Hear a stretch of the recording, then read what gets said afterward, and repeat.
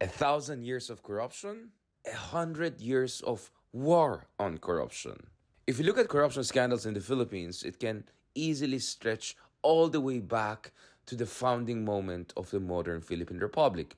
In fact, some of the biggest scandals happened right after the Philippines was effectively an independent sovereign nation on the heels of the devastation wrought by the Second World War. I'm referring, of course, to the Rojas presidency. Over the almost 90 years, what happened in the country were a series of corruption scandals that elicited corresponding popular backlash and all forms of protests, new regulations, amendments, government scrutiny, media scandals, and change in political leadership, or at least temporarily. And a few, of course, high-profile figures found themselves behind bars, although not many of them for long. The story of corruption in the Philippines seems like an exceptionally depressing one.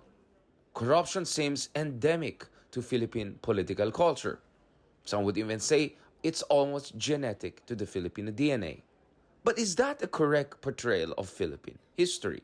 Isn't that a form of self-orientalization, basically being racist to ourselves, by making it look as if we are exceptionally corrupt in ways that other countries are not? A proper assessment of the actual evidence shows a much more complex picture. Yes, corruption is a problem in the Philippines, but it's also a problem in almost all countries on earth. At least at some point in time, all countries in the world, including the Swedens and the Norways of this world, were also in the grip of corruption. The actual academic literature shows that when countries are poor or still developing, when institutions are weak, when public servants are paid low, when there's a lot of opportunity for vote buying because poverty is rampant, when elections are introduced at very low level of economic development, you're essentially asking for systemic corruption. The economic evidence is also very clear that there are many countries who have as much corruption as the Philippines per international rankings, or even worse corruption levels than the Philippines, and yet they have much higher per capita incomes. In short, the evidence from around the world shows that the Philippines is not exceptionally corrupt, and that there are many reasons that explain rampant poverty in this country and lack of inclusive economic development. Nevertheless, the corruption narrative in the country is almost hegemonic. The liberals see it as their main policy agenda when they talk about Dan Matuwid and good governance, and the more authoritarian elements of the society see corruption as a reason to dispense with democracy altogether. But what happens here is a crowding out effect. By romanticizing, in a very negative sense, corruption in the Philippines, by exceptionalizing corruption in the Philippines without regard to actual comparative analysis in economics literature, we create either cynicism or invite authoritarian rule, and importantly, crowd out other important narratives, including the necessity to discuss what kind of policies, including economic policies, may explain the dire state of the country. The very dire state that allows for the proliferation of political dynasties. To discuss the issue of corruption from a deep, longue durée historical perspective, we have a very special guest. Thank you so much, Dr. Lisandro. Congratulations. Finally, the book is here. That's your copy, Richard. What a beautiful cover. So much is going on here. Obviously, there's the Picasso there, but there's also like the Philippine colonial era. Yeah, and you might like the fact that This is cover was beautiful. done by Santiago Bose from the Oh. Baguio Arts Guild. So fellow That's why I said Ilocano. it sounds Yes, yes. familiar. I mean, it looks familiar. Yeah, Rather. yeah. Congratulations. This was really a labor of work, love, I would say. I mean, like, how many years did you work on this thing? Well, I had to learn some economics in order to write it. So it took me, it's the longest book I've had to write, maybe around 7 years on off. Wow. Incredible. And congratulations, of course, you. with Cornell University Press. But they will magkakaroon din ng Ateneo version, no, na more affordable. I just found out earlier this week that Ateneo is coming up with a local Congratulations. version. Hopefully it retails 500 or below. I don't know how much. Congratulations. It's a very important work, and I'm not saying that because I'm your friend or I managed to see a kind of a preview of this in the past and look at it. It is very important because it comes in the midst of like some very important, I would say, contentious, spirited, but very consequential policy debates, Right. which we'll discuss, which is okay, corruption is a problem, but what do we do next? Aside from dealing with corruption, what are the comprehensive package of reforms we have to do? But before that, let's talk a little bit about history. Balikan natin ulit. So, I'm still on jet lag. So if I'm not coherent, Ako tell rin. me. Right, exactly right. Pareho tayo. So I just came from the land of Margaret Thatcher, and even in the land of Margaret Thatcher, even in the relatively conservative circles of the Oxbridge world, um, industrial strategy, industrial policy, these are things we discuss openly. Um, and yet, in the Philippines, it looks like we're still stuck in the 80s. We're still stuck in the debate of 1990s. Or maybe, hindi ko tinitignan ng sapat. But, Leloy, wala ko nakikitang masyadong yung mga Paul Krugman types or his versions in Europe, right? And other parts of the world. I mean, in Japan and Asia, medyo common sense na industrial strategy, mga ganun. Why in the Philippines parang we don't have that yet, or parang hindi pa uso yung activist state or strategy, industrial strategy, those kinds of discussion? How is your book helpful in making us understand that? I think that was a question that I grappled with when I started writing the book. And I said, I can't answer that question in 5 minutes. I need 80,000 words to answer it. So it's an entire book I actually used to answer that question. But what's the elevator pitch? I think the elevator pitch has something to do with what our friend and your former guest, Stevie Kunyang, said. Filipino economic managers are teachers' pets. They like listening to the US. They don't like to think for themselves. And this has a long history. This comes from the history of American colonialism in the Philippines, where they imposed austerity on Filipinos. And they said that you are uncivilized if you are not austere. If you do not balance the budget, if you don't have a strong currency, then you're barbaric. And a lot of Filipinos internalize this. The best example of this is in the 1950s, of course, was Central Bank Governor Miguel Cuaderno, who was the most austere central banker in the history of the Philippines. I think even more austere than our current central bankers, who during a time of deflation, during the Magsaysay administration, imposed a strict currency regime and refused to buck any kind of developmental spending, to the detriment, of course, of our labor industry, to the detriment of the growth of the Philippines. So we have been teachers' pets for at least 60 years, but I'd argue maybe 100 years. And we can talk about the 100 years of war on corruption later on, or as our friend Mark Garrido was, 1,000 years of corruption. I mean, the term I used there is self-orientalization, and I think that resonated a lot when I had that talk in Oxford. A lot of folks from Global South were there. They said, actually, we can identify with that. We also have a lot of technocrats who speak about our own, practices, state practices in colonial terms. Wag mong bigyan ng pera yung mga yan kasi they were gonna spend. So yung colonial, yung profligate colonial is quite an interesting, phenomenon that applies to many countries. But and yet the Philippines, I would say, is still exceptional, right? The level of attachment, the way we're still tethered to this kind of Reaganomics, Thatcherite, some would call it neoliberalism. You still can see the predominance of that. In a way, it's still a kind of a hegemonic discourse as far as our economic circles are concerned. Or at the very least, hindi ko nakikita yung challenge or heterodoxy, which is the rigor and standard in every major capitalist capital in the world I've visited in the past 10 years. In the 1990s, they said that the IMF and the World Bank imposed structural adjustment on the third world. That's kind of true, but in the Philippines, they didn't need to impose it. We welcomed it because that's the way we were thinking anyway. Since the 1900s, I was looking at the website of a conventional economist from our central bank. And on his website, he said that he wrote a book to defend the orthodoxy of the IMF. Can you believe that? Right? Using examples from the Philippines, and this is unabashed, like proudly saying that he wrote an entire book to defend the orthodoxy of the IMF. And these are the same people who are saying that the biggest problem in their society is not their economic management. They're the ones who are saying that, they wash their hands of the problems of society. Our economic management is perfect. We followed the IMF. Why are we in a hole right now? It's because of corruption. And to me, that is intellectually dishonest.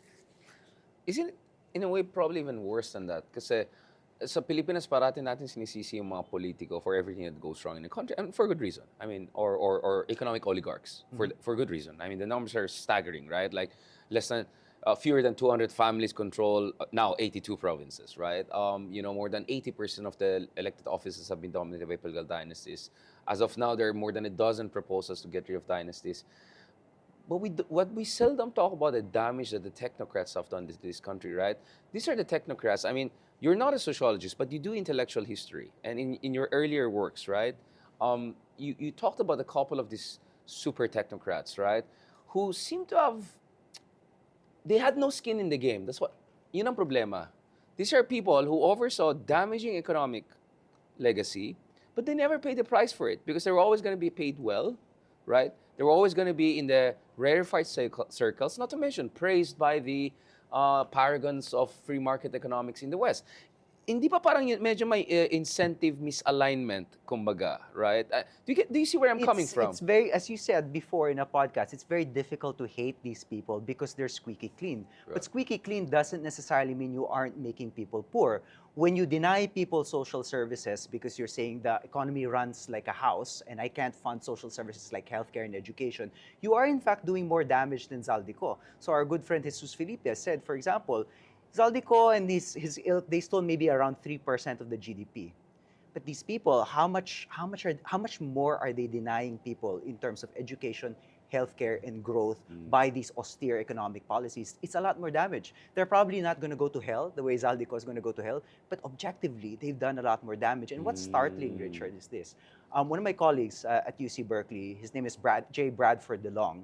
He's in the economics department. He's a kind of preeminent economic historian, but he was also part of the Treasury Department of the Clinton administration. And he admits that they made a mistake during the Clinton years. So he is a former neoliberal who regrets being a neoliberal because he knows that neoliberal turn basically shrunk the state, destroyed the working class of the United States, destroyed services, and the problem with the Clinton administration was that they gave it a kind of liberal left-wing sheen. And so he's very regretful of this.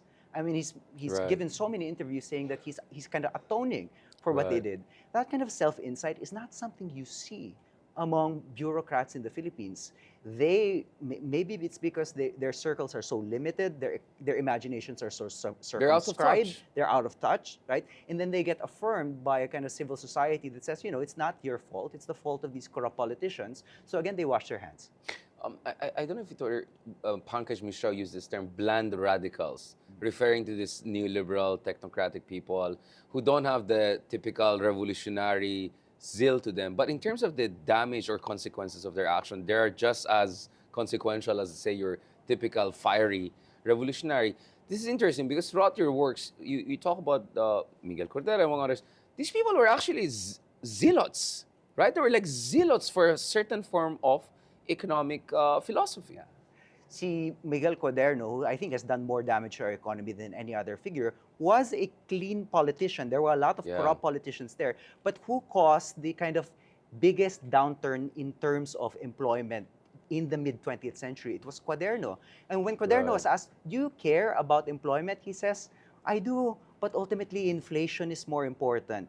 The assets of the rich people are more important, and our standing in the international community is more important. What that means is he was seeking the validation of the World Bank and the IMF, but he didn't care about the unemployed Filipinos who are suffering under a deflation that his economic policies had caused. This is a very clear example of a clean politician. In fact, a lot of textbooks say that he ran a very solid central bank, a very bureaucratically efficient central bank, clean, bureaucratically efficient, strong institution, did a significant damage to our economy. Was it like central banking as weak state building? As weak state building, not as state building, but a weak state building. Yun yung nangyari dyan. Nevertheless, Leloy, not only you, but a couple of other people have looked at yung lineages of strongmen, right? And there were some efforts, nevertheless, to work outside or in contraposition to this orthodoxy. No, I mean, even I would say Osmeña, among others people. I would say even Marcos, right? At some point, and maybe Ramos also, I would say, at least in some of their words and some of their interventions, meron silang openness to much more strong state economic policy kind of predisposition. Is that true? Cero Osmeña is the father of Philippine dirigism because Right. he established the Philippine National Bank as a tool for industrial policy. And he established other institutions that were meant to support the economy of the Philippines and push the economy of the Philippines into the 20th century. But many of those projects were delegitimized by the Americans, because the Americans did not want the developmental state to succeed. Why? Because if the developmental state of Osmeña succeeded, that would have proven them wrong, because the Right. Americans claimed that the Filipinos were not ready for independence. So what did they do? There was a crash in the 1920s, a worldwide economic crash that affected Thailand, Japan, the United States, the rest of the world. In fact, the crisis was a lot deeper in other countries than it was in the Philippines. But the Americans said that that crash was caused by the corruption of Osmeña, and delegitimized Osmeña, and basically reversed the dirigism of the Philippine National Bank, or the kind of industrial policy that Osmeña was promoting at that time. And if you look at the way we've written our history, this is the other problem, we've written our history from the perspective of those Americans who were delegitimizing Osmeña, as opposed to the Spanish language press that said, we are in fact defending our autonomy by building industrial policy in the 1920s. Right. So if we can return to that period and say, there is a real history of industrial policy or in developmentalism in this country, then we can harness the power of the Filipino people to build a stronger economy. Balikan ko yan, no? So, some of the more fair-minded people will say the only thing worse than having a failed policy is not having that policy, particularly in terms of industrial policy. So, totoo naman yan na marami nag-fail na industrial policy for many reasons, crony capitalism, bad incentive systems, misalignment, wrong timing, etc. But as Stevie correctly pointed out on this show, one of the parts that went viral when we made it into a shorts was, okay, even if we agree there's something wrong with the government, isn't the solution make the government better, not dump the government and contract it out to the private sector, or just give up on it and let the international market dictate it? Where's that coming from? That just give up? Is that kind of a libertarian ideology indigenously developed, or did it interface with the American libertarianism? It's for me, it's that, but it's also this, as Marco Garrido says, this deep sense of cynicism. Like there's no hope. So, for example, there's a volume about the legacies of the Marcos regime. It's a fatalistic. What should we learn from the Marcos regime? And one essay there said that what we should learn from the Marcos regime is that the state should not be an active player in the economy, but should just be a fair market regulator.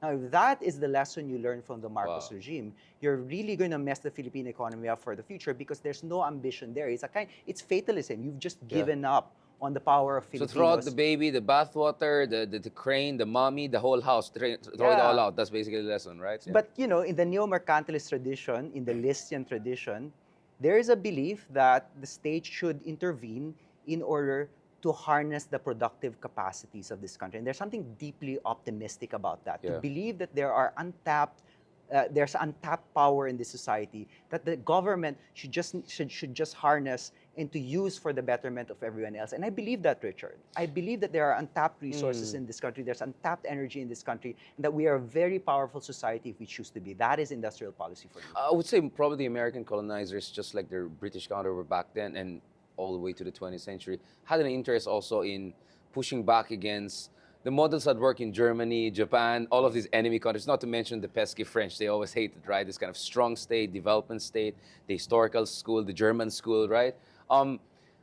Which brings me to the issue of the academic and intellectual world in the Philippines. Again, we don't want to cast aspersions, right? Both of us are no longer grounded in the academic world as much as we would want to, perhaps, right? So, Here in the or especially in your case, you're a little bit, you have a certain level of elevation. What is your read of that? Again, we had Stevie on this show earlier, basically talking about the mediocrity of our academic institutions and some of the horrible experiences he had of trying to elevate things. Parang siya pang may utang for trying, so he just, forget about it, right? So, what is your read of, again, what is your read of the whole, because it's not about just one field or the other. I can see an interdisciplinary, hindi naman conspiracy, but an interdisciplinary kind of a vacuum, intellectual vacuum. I'm not saying idiocy. I'm saying just like parang there's something lacking there. There's kind of a black hole there. Bakit ka mo? I mean, you did intellectual history, so you should know better than me. Well, part of it is convenience. It's very convenient for example, a mainstream economist or mainstream policy maker to say that the political scientists of the Philippines are the best. Why? Because the political scientists are there claiming that the biggest problems in society are corruption, rent-seeking, oligarchy. And these economists love that because they go, yeah, that's right. Exactly. Those are the real problems, not my policy. So they're able to wash their hands of it. And so there's this kind of symbiosis between mainstream economists and academic political science in the Philippines that basically conditions us to not ask the right questions about why we're in the hole we are in. You avoid the more foundational questions, right? Which people like Walden Belly, among others, have been raising forever, right? And those ideas are common in much of the developing world. You go to Latin America, you go to India, you go to Turkey, they discuss those things, right? This kind of heterodox economics. You have among the top economists in the world, Danny Roderick, even Achimoglu to a certain degree, Yuen, for instance, Yuen Ang, right? You have talking about, Adam Tooze, my favorite. Adam Tooze, obviously, economic historians. Like, there are all of these people who are explaining how there are varieties of corruptions, and in fact, some of the types of corruption, even access corruption, right? They facilitated rapid economic growth, including neighboring Korea, China. I mean, people are forgetting. Vietnam has been going through massive corruption scandals. They lost how many presidents in a few years, right? Obviously, there's always political purge and other elements. Again, ang gusto ko maintindihan dito is, where is this blindness, ideological blindness comes from? Because it's not only this symbiosis you see between political scientists and economists. Obviously, hindi natin lahat. Pero aminin natin, yun yung mga dominant players, di ba? Or yun yung, sabihin natin, master narrative or dominant narrative. Pero pati sa civil society, pansin ko, Leloy, you know civil society even better than me. I mean, you come from a family of activists, civil society, world among others. Even sa kanila, napansin ko, marami sa kanila are still parang invested dito sa ganitong talking points. Let's just, to put it nicely, like, medyo yung ganyan talking points. Corrupt kasi mga leaders natin Basta let's just put a nice person there, everything will be fine. I mean, Pinoy was clean, he was not corrupt, and yet 76% of newly created growth under Pinoy, according to the World Bank, went to 40 families.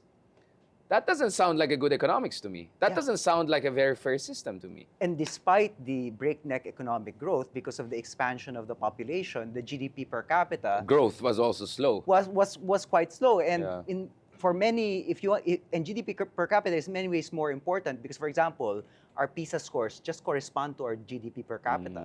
People are saying, we have low PISA scores because we're so corrupt. No, we have low Vietnam, GDP. But not Vietnam. Vietnam is like number 8, but the same per capita as us. But actually, we are overperforming our GDP per capita relative to our PISA scores. We should be lower pa nga ang PISA score natin. So Marco Garrido says, Filipinos, give yourselves a break. Corruption, these problems, they're real problems, but everybody goes through these problems on their road towards development.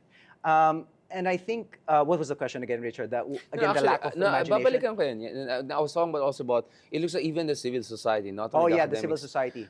But you raise an important point. You had a piece about MAGA Pinoys, for the lack of a better term. Does that also probably explain it? I'm a very big critic of cultural arguments. But I think, going back to the teacher's pet point of Stevie, for instance, I think meron tayong idea na we have a kind of a snobbery. Like we're better than most of our neighbors. How dare they do better than us? The only explanation for that is there's something exceptionally wrong for us. Because we speak a better English than all of them. We are global, blah, blah, blah.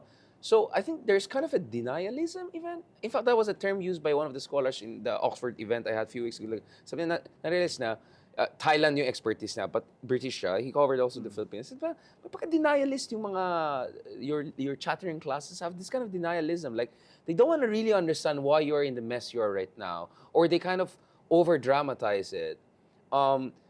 Maybe weirdly, maybe I'm becoming a psychoanalyst here, it comes from this place of unwillingness to come to terms that we're just another post-colonial country who has to go through the motions, which is exactly what Marco Garrido was saying. Yes, kailangan natin pagdaanan yung messiness of development. Because we're not that special. Like everyone else. Just because we speak English doesn't make us more special We're than our not that neighbors. special. So for example, Ha Jun Chang, one of my favorite economists, he said that when he was growing up, he's a boomer, in the 60s, there was this concept of Korean time. Koreans were always late. Now, Filipinos think that the concept of Korean time is exclusive to them, but Koreans had it in the 1960s as well.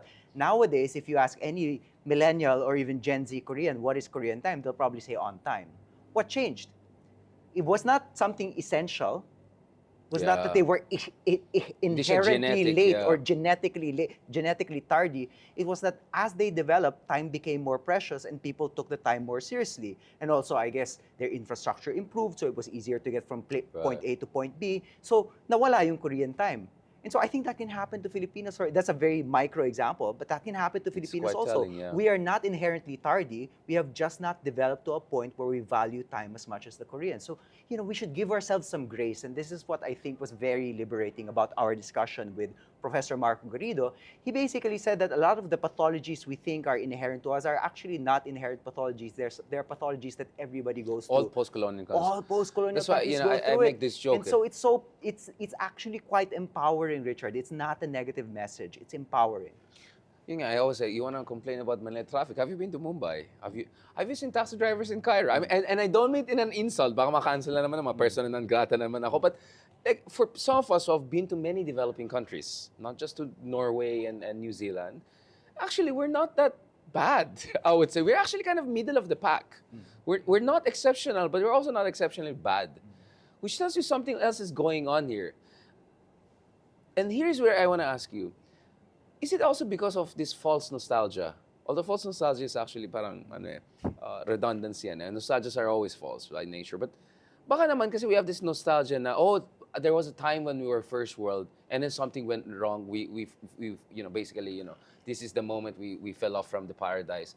Meron ba tayong ganun? Because if you look at all the per capita numbers, we were never really hindi totoo na we're second in Asia. I was looking at the per capita of Singapore was higher than us almost throughout the mid-20th century and worse. Malaysia was higher than us. Kuwait, United Arab Emirates, Israel. So I post all of these graphs. Alam mo yung mga logarithmic, yung over time, longitudinal. Makita mo, Philippines was never among the highest. Yes, in terms of GDP size, but in per capita, we were never among the richest in Asia. Never. Never. It's not true.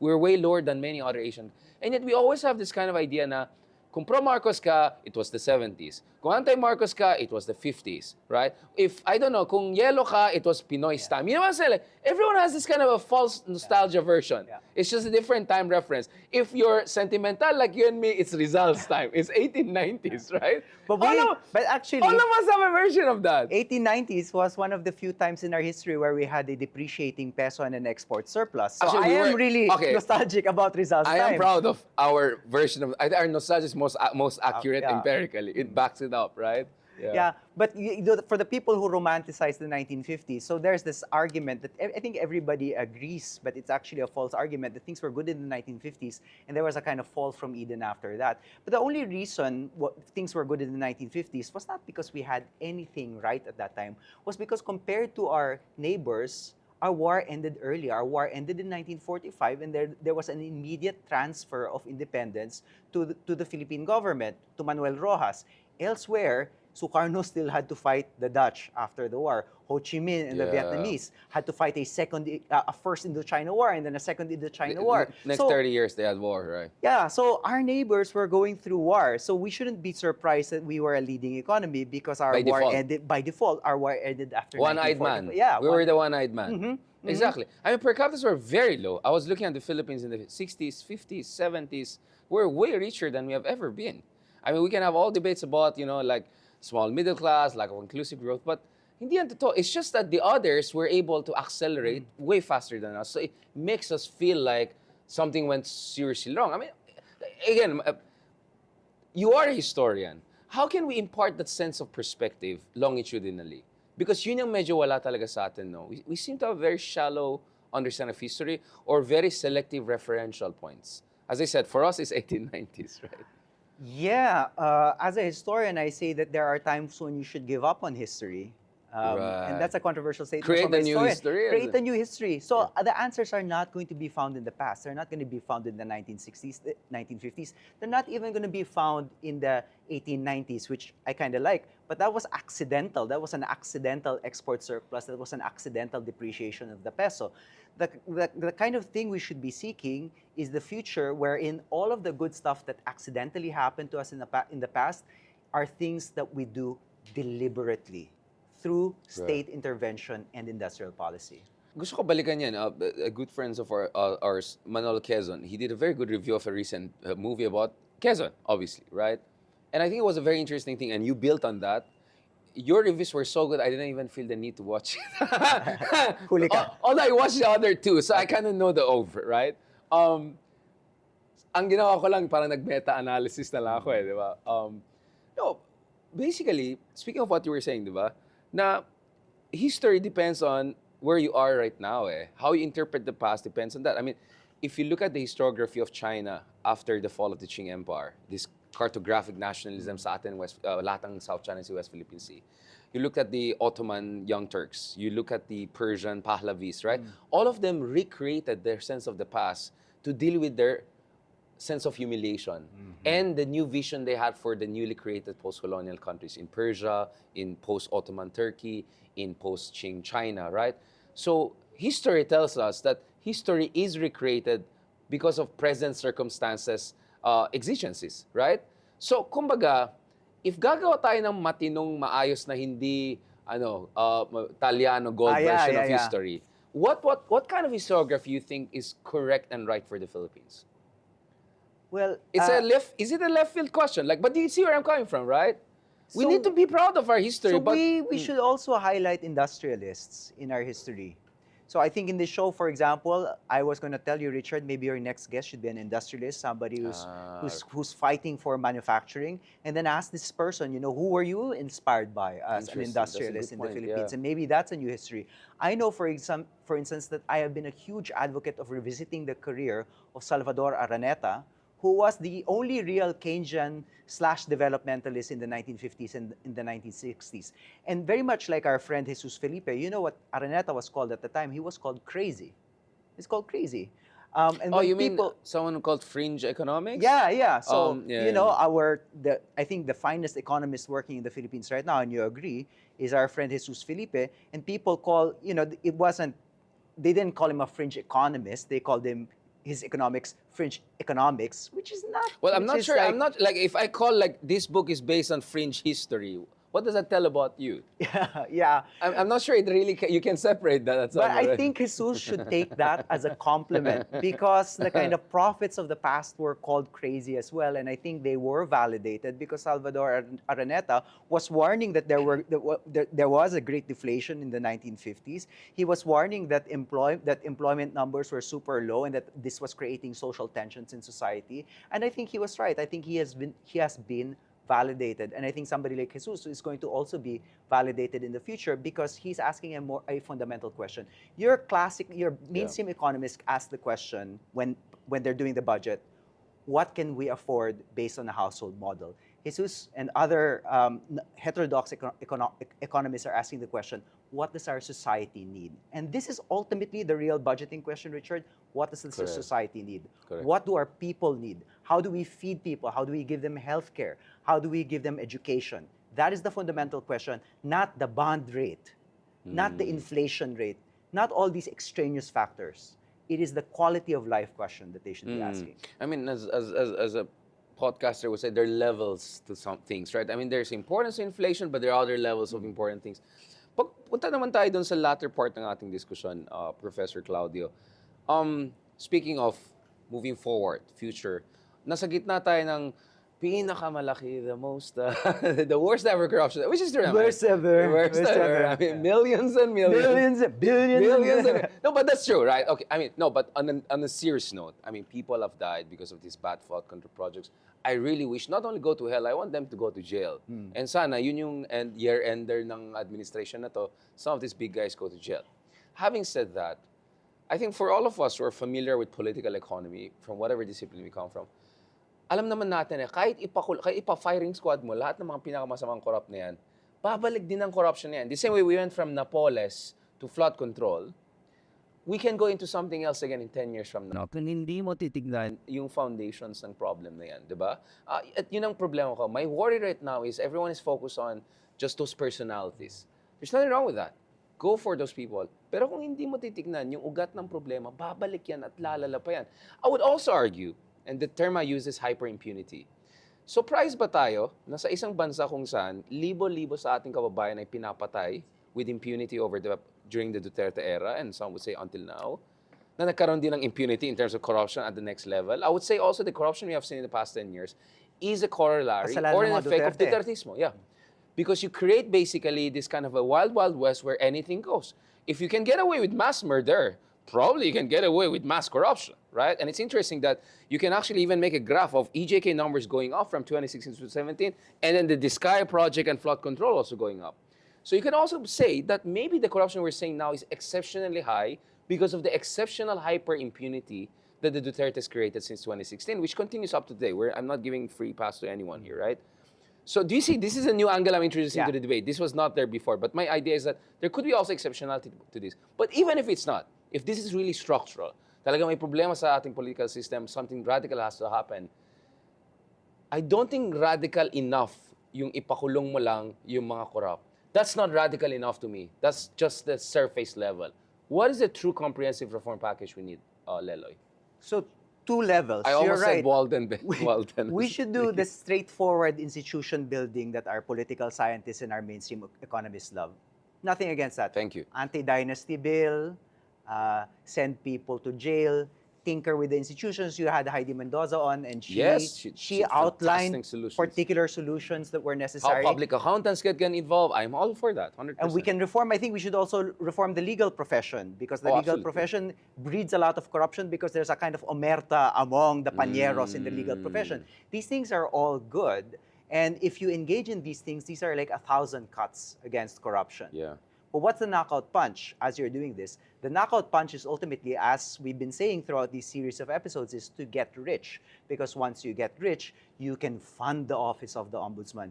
You can pay public servants better. And then that solves corruption in the long run. And that breeds a cycle, a virtuous cycle At hindi desperado magbenta ng boto ng ibang kababayan. So, you know, a lot of the yellow opposition, the pink opposition, they see the numbers.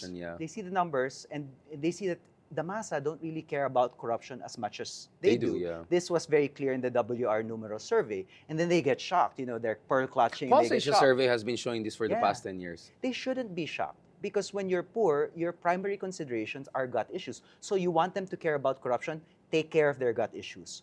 Once you've taken care of their gut issues, you budget in a way that takes care of their gut issues, then they will join you in the streets because they're no longer looking for their next meal. And so that is the real knockout punch we're looking for here. So abundance, is this your ESLAC line for the Philippines kind of solution? Like, we just have to build, create growth, build the... This is basically modernization theory, right? Yeah, with a couple of provisos, but I do think that in world history we have seen since the time of the Greeks that liberalism is something that people who have fulfilled their basic needs believe in. That's why the word liberalism comes from the word liber, which is to be free from want. Now that I'm free from want, I can take care of the governance structures. Now that I'm free from want, I can fight corruption. Right. You're a little bit higher in the stratum, but I mean, both of us are middle class products, right? I mean, I can say from our own lives, I can say from my own ecosystem, that as the middle class became stronger and move up the ladder, we had more freedom to speak out. I wouldn't have had the chance to have, I don't know, 6 different podcasts if I didn't have that basic needs taken care of, at least to a certain degree, right? Obviously, millennials, we all have problems, right? But I could see that for myself, that you need some minimum level of prosperity so that you can do the right thing. This is what the Greeks would call leisure, right? The right citizen has leisure. It's with leisure that you can be a citizen, you can run for office, you can serve the polity, right? I was always very traditional in that sense. I was always ancient philosophy, right? And this is where nakaka-relate ako sa'yo, na yung sinasabi mo dito is, our fundamental priority here is that, yes, we have to deal with corrupt people, we have to strengthen the rule of law, all of that, but most important, get the economic policies right, because if you screw that up, you're going to lose trillions of dollars of foregone opportunity. I mean, the Philippine GDP could have been easily $2 to $3 trillion GDP, not a 500 billion GDP, which is good. 500 is not bad, but we could have been 5-6 times bigger, and our per capita could have been $15,000-$20,000. With industrial policy, because the people in the Philippines would have manufacturing jobs that paid better and that traded better and that created a lot of technology transfer. And the other thing that would have done was not as many Filipinos would have had to leave their families. We forget that. We take it for granted that Filipinos should just leave the Philippines because it's hopeless here. It's not. So the entire theme, I think, of this episode, I think for me, is to give people grace. You know, people are not joining you on the streets for your anti-corruption crusades because they're hungry. Give them grace. The Philippines is not as developed as Korea. The Philippines is more corrupt than our neighbors. give yourselves grace, because when we make the right decisions, these things do get better. So I think Professor Garda called that fundamentalism, right? Like anti-corruption. Can you break that down from your understanding of, because you and Mark interface. He's in Chicago and you're in Berkeley. I read his stuff. I'm familiar with his work, but probably you're like, what? Why does he call? Do you agree with the thesis that there's some sort of fundamentalism about this? There's an anti-corruption fundamentalism, and what Marco does well, Professor Garrido does well, is that he situates it historically. We did not always think of corruption as the fundamental problem in society. Yeah. We thought of development as the fundamental problem as late as the 1950s, 1960s, maybe even the 1980s. Now, corruption became the ultimate problem of society, according to him, in the 1980s and 1990s, when the World Bank and the IMF spent all of this money to to promote anti-corruption discourse in the country. Why were they doing that after the Asian financial crisis? They were doing that because their policies had failed. Their policies had led to the crisis. And so they, of course, didn't want to blame themselves, so they had to externalize the blame, and they said, well, James Wolfensohn, who was the president of the World Bank, said, corruption is a cancer. And it was another method of effectively hugas kamay. The other thing that Marco Garrido says is this: everybody's saying right now that corruption is a cancer, that corruption in the Philippines tagus sa buto, that that we are fundamentally sick. What do you do to someone who has cancer? You blitz it, right, with brutal chemotherapy. So when you present corruption as a fundamental cancer, Marco Garrido says, you are saying that the solution is something extraordinary. Authoritarian leader. Authoritarian. Let's you be are honest. calling for a Dux Ex Machina. So for example, the opposition right now says, well, you know, it's a cancer, corruption is so bad, we need fundamental solutions. And then they'll say, okay, we'll tinker in the budgets, we'll play around with the budgeting process, we'll pass an anti-dynasty law. Meanwhile, Sara Duterte says, well, if it's really a cancer, break it all down. Yeah, just burn down the house. Burn down the house. So they are creating their own problem-solution mismatch. Because if they think that the problem is so big, then the solution should be extremely big as well. And guess who's providing the big solution? It's not them, it's Sara Duterte. My medical metaphor would be more of a gangrene, right? That actually it's not a gangrene, it's problem infection because of diabetes or bad lifestyle. Pag inayos mo yung lifestyle, yung root of problem, actually the leg will heal, right? And you know, my first course was Gusto in ko yan. dentistry and medicine and all Ganun that. ba? I didn't know that. Yeah. So, and my dad is from the medical field, you know, a lot of people. So actually I see it more like a kind of a misdiagnosis of a gangrene. It is not a gangrene. There's some sort of infection there. Kung ayusin mo yung lifestyle mo, mag-recover ka, actually the leg, you can save the leg. Our problem is that whenever we see some sort of corruption, ay gangrene yan, putulan niyan, putulan yan. At some point, there's nothing left. There's no hope, there's no direction, there's no vision. So that's actually, for me, mas yun ang nakikita kong metaphor, no? Medical metaphor for this. But the other medical metaphor I've always used is also multiple organ failure. You have failures on the rule of law, and that's why you need a comprehensive reform package. Having said that, and Leloy, you could see there's some tension already in my own arguments, is that at the end of the day, in politics, you need to mobilize.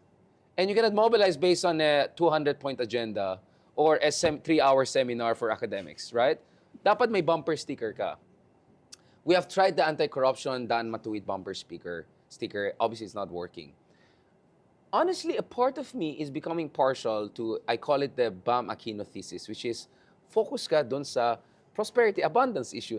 Isn't the whole thing that made Bam and Kiko so successful in the latest election is, okay, alam naman ng tao hindi kami mamamatay, tayo namin sa EJK. Alam naman ng tao hindi naman kami corrupt. So what else are we gonna offer? Food security for Kiko, and then for Education. And let's not forget, Risa Ontiveros, the healthcare candidate, an election before that, and people clearly want serbisyo. So for me, I would run, if I were a political strategist, which I'm not, it would be something to the extent of serbisyo at sagana, which I think is more powerful than anti-corruption. Now, a lot of my friends, very good friends in the liberal opposition, say, that's not going to work. We know that anti-corruption works. And I ask the question, has it been effective really, apart from the 2010 election? Can you name me any other presidential election in the Philippines, apart from Noynoy's election, where which was exceptional too in itself? Yeah. Somebody ran on anti-corruption and won? Yeah. Magsaysay, you can say, in 53, Quirino was perceived as corrupt, but he ultimately ran a populist campaign. It was Magsaysay is my guy. It was an early version Di ba of CIA Era yan para sa, tumulong? Era para sa Mahirap. And then people say, well, how about Cory Aquino? She ran on an anti-corruption platform. No, she didn't. That was the platform there was a major economic crisis and you needed new leadership to get you out of that economic crisis. You can't learn anything from 83 to 86 because that was the worst economic crisis since the Japanese occupation. We have never in our lifetimes experienced anything that even approximates that. So that was a black swan event and you can't learn anything from it. So I think the burden is on the liberal opposition to show that the exceptional 2010 election can be replicated. And it doesn't seem like you can, because in 2020, when was this? In 2022, when Leni Robredo ran on essentially an anti-corruption platform, because sa gobyerno tapat angat buhay lahat is just a reframing of walang korap, walang mahirap. Which BBM has copied and his numbers are collapsing. Yeah. Have you seen? Like, actually, it doesn't work clearly for anyone. It looks, even whether you're Marcos or... Doesn't work for the BBM. One of the reasons why is because it's very difficult to run a purely anti-corruption platform because it's very easy to make you look like a hypocrite. Why did Noynoy's numbers collapse? Because he said there would not be a whiff of corruption, and then there was Laglagbala. Yeah. Even if that wasn't him, Yeah. because he had presented himself as the cleanest person around, people viewed that as hypocrisy. So it's really a double-edged sword when you run on anti-corruption. Or they'll just make up a story against you. So you cannot go on a purist, sanctimonious positioning or at least perceive that. Obviously, I've argued this kung walang kahirapan, walang corruption. So basically, prosperity argument. I'm making that argument. And pag-angat buhay ang lahat, ang gobyerno nagiging tapat. Tapat, exactly. So we are kind of reversing it slightly, but with the... Having said that, ang counter-argument doon, and I had people like Sonny Trillanes on a different show of mine who said, pero yun din naman ay offer ng kabila eh. Sasabihin din naman nila Sara, like Bongo. Diba? Sasabihin niya, healthcare for all, ganyan. So kung ganyan-ganyan lang usapan, how do you stand out? How do you differentiate yourself? Well, they're also offering anti-corruption, so that's yun din. Yeah. So Right, I would reverse the question for them people. also. Yeah. Interesting.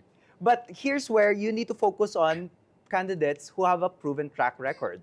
Interesting. And that's where what you say has to match with your record. And that's why I think we should be running local candidates who have provided services. And that's why, Vico Soto, he's a great anti-corruption candidate, but he's also a kind of local public services argument. Yeah. You know that there are better public services in Pasig because of the mayor. Yeah. And that's where I think we should return to local politics. And then the other thing I was thinking about, Richard, is there's a base strategy and there is a strategy for expanding your base. The base strategy is anti-corruption. Your base loves anti-corruption, right? These are like hardcore Noynoy people, hardcore Lenny You rile people. them up, So I love the trillion peso march. I love these activities. I'd like to join them if I were here. Unfortunately, I was abroad. I would have joined these activities as well because I am part of the base, and that does rile me up. But you have to recognize that once you've consolidated the base, you need to ask the question, what do we do to expand that base? Because it's a very small base. It's like 11, 12%. Yeah, and you have 40, 45% undecided. Yeah, you can't You win have an to win election, over those people. Yeah, you have to win over these people. That was fantastic. Thank you so Salamat. much, Thank you. Professor Thank you. Claudio, for that. And thank you so much also for this gift. Very, very kind of you. And Thank you. Congratulations for having one of my kapsats doing your cover. We from the Cordillera, we always do it the best. Yeah, the Baguio Arts Guild. Thank you so much. This is a great work. Leloy, mabuhay ka. Thank you so much for this kind of conversations. Catch us again next week here on One News. You can also check out the long conversation on Spotify and YouTube. I am Richard Heydarian, and that was The View from Manila, where One News, all sides, all the time.